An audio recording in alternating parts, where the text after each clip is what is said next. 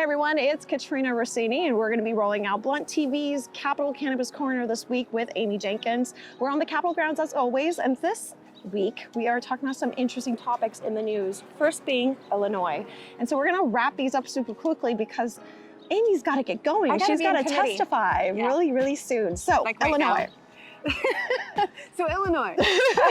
So we did a little teaser about this last week, and it's an interesting thing as we are seeing more states come online with adult use. Right. But what makes Illinois unique is it's the latest of only 2 states that actually approved recreational use of cannabis through their legislative process. So 9 other states went through a ballot measure process, including California's Prop 64 in November of 2016, but now we are seeing more legislative action.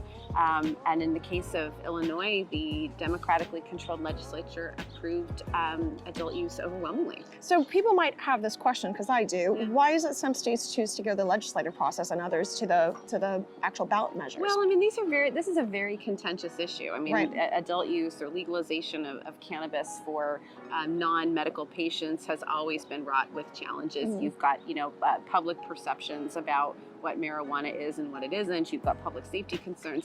So it's been very difficult for the legislature to come up with agreements and get them out through the legislative process. So the ballot measure route has been the easier, not less expensive, but by far the easier route for the majority of states. And that's why we've seen 9 states pursue legalization through the ballot measure. And now we've got Vermont, which approved legislatively in 2018, and now Illinois, which the legislature approved the measure, I believe it was May 29th, and the governor announced shortly thereafter that he was expected to sign it. So for those who might not understand the legislative process, is it safe to say that those legislators who maybe disagree push it out to the public for the voters to make that decision for their state? Well, is that kind of like California, for example? I think it's a harder question to answer. I mean, there's all different kinds of reasons that we have a ballot measure process, but I definitely think in the case of adult use, I think their argument could be made that it would have been it's a much easier process through California ballot measure. But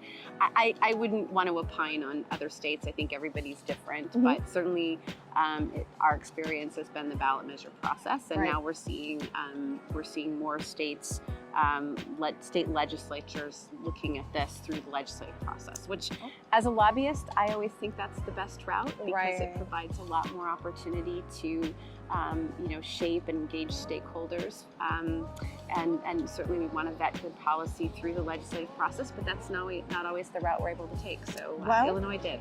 Well, congratulations to Illinois. You heard it again first from Amy. If you have any questions, obviously you can always post your questions below these segments. Again, thank you for the ads and follows, and stay tuned. We'll be doing more of these this week.